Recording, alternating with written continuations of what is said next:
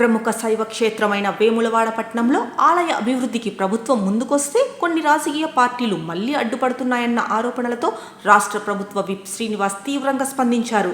ముఖ్యమంత్రి రేవంత్ రెడ్డి ఆధ్వర్యంలో వేములవాడ రాజన్న ఆలయ అభివృద్ధికి 76 కోట్ల రూపాయలు మంజూరయ్యాయని, ఇది పట్టణానికి ఆలయానికి మరింత ఆకర్షణను తీసుకురావడమే కాక భక్తులకు మరిన్ని సౌకర్యాలను కల్పించాలన్నదే ప్రభుత్వ లక్ష్యమని శ్రీనివాస్ తెలిపారు.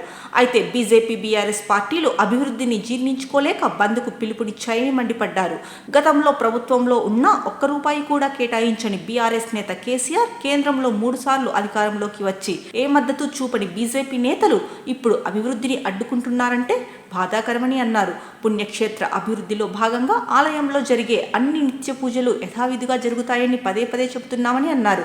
దేవాలయం తలుపులు ఎప్పుడు తెరిచి ఉంటాయని, భక్తుల సేవలలో అంతరాయం కలగకుండా మండప విస్తరణ పనులు చేపడుతున్నామని వివరించారు.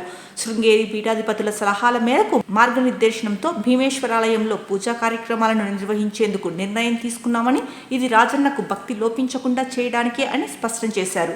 మహామండపాన్ని తొలగిస్తామని ఎవరూ చెప్పలేదని, అలాంటి మార్పులకు మేము కూడా వ్యతిరేకమేనని శ్రీనివాస్ స్పష్టం చేశారు. ఇక 2024-25 బడ్జెట్లో 50 కోట్ల రూపాయలు, 2025-26లో మరో 100 కోట్ల రూపాయలు కేటాయించి మొత్తం 150 కోట్లతో ఆలయ పట్టణ అభివృద్ధిని వీటీడీఏ ద్వారా చేపట్టనున్నామని చెప్పారు.